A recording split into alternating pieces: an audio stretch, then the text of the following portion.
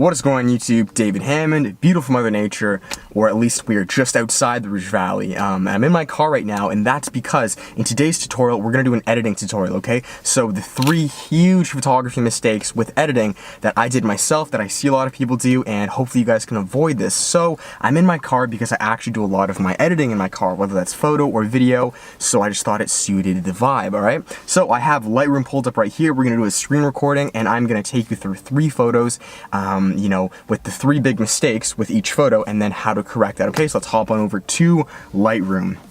Alright guys, so as you can see, we have our 3 photos, okay? We have one of Adri here, we have another one of Adri, and a third one of Adri right here. So they're all pretty similar, right? All at Scarborough Bluffs. And what I did is I left out one component of each photo, and that's going to be the component or mistake we're going to purposely screw up and then fix, okay?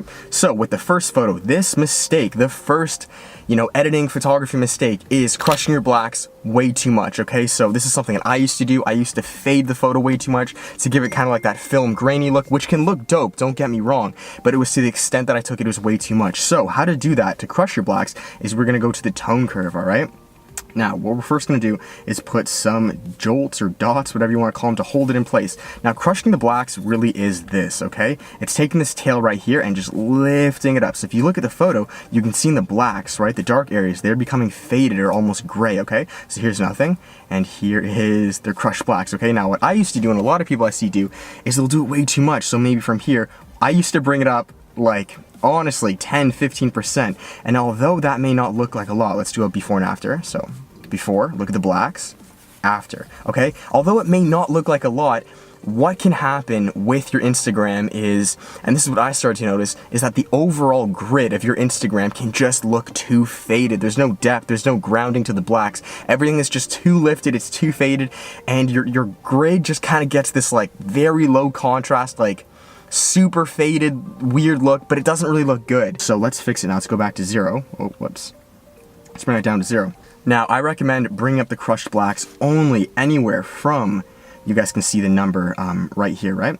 I bring up the crushed blacks anywhere from 2.5 to 5. I never surpass 5, and I usually just keep it at 2 or 2.5. Now, why would we want to crush our blacks only a little bit?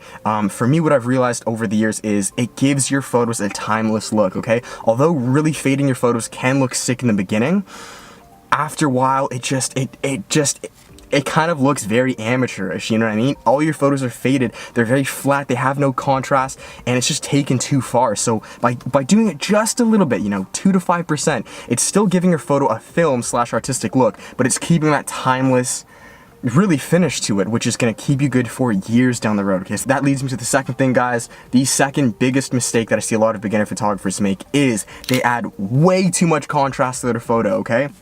Now, you can attain contrast through so many means of ways, but we're just going to do it through actual contrast. So, it's thundering out if you guys can hear that. Yeah, so just don't worry about that. So, here would be an example of something with way too much contrast, okay? Us bringing it up to, let's just say, like 70 or something like that. Now, again, although this can look sick having a high contrast photo, and I recommend having a high contrast photo, I don't think you should do it too much. Like I think there's a point where you can overkill it. So for this photo, I may bring it up, because it is looking flat right now, I may bring it up right there, honestly, to about 30, 35. That usually 30 is around my sweet spot, and that enables me to have a high contrast image where everything's popping out. Like it's not flat, but it's not too contrasted where it looks like it just looks way too overprocessed, okay? You know, I really don't think that images with too high contrast just look the best, alright? That would be the second tip, guys. Alright, and now moving on to the third tip here. The third biggest mistake. For the most part, again, everything in this photo is edited up, although there's one thing that I did not touch, and that is saturation, okay? I left this one to the very end because I feel like this is the biggest mistake. This is the mistake I made a lot. This is what I see so many people do, and I think it honestly just kind of ruins an image. So with this photo here, it is obviously, there's not too much color. Too much saturation would be something like this, right? Look at that. I bumped it up like 60%, okay? Up 60 now. Although images with super high saturation do catch your eye, they don't really do so in the best of ways. It kind of screams out amateurish only because it kind of looks like you're giving the photo something that doesn't belong there, right? So naturally, if the photo is you know, it's an overcast day as an example, right? By pumping up the saturation, it literally just looks like you're giving the photo something that doesn't belong there. So it's almost like you're taking something that's meh and trying to make it better by throwing something on it. You know what I mean? So with that, guys, I'm not telling you a sweet spot with where to put your saturation. It's whatever you feel like it. With this photo, I'm gonna put it to around, with this one, 30. Right there. And usually I don't even touch it that much. Usually I leave it. It's just with the lighting in this photo, I have to bump it up. So there's a before and an after, right? Very minimal, very, very subtle. Again, it's not way up here like at 80 or 90, guys. Please don't do that.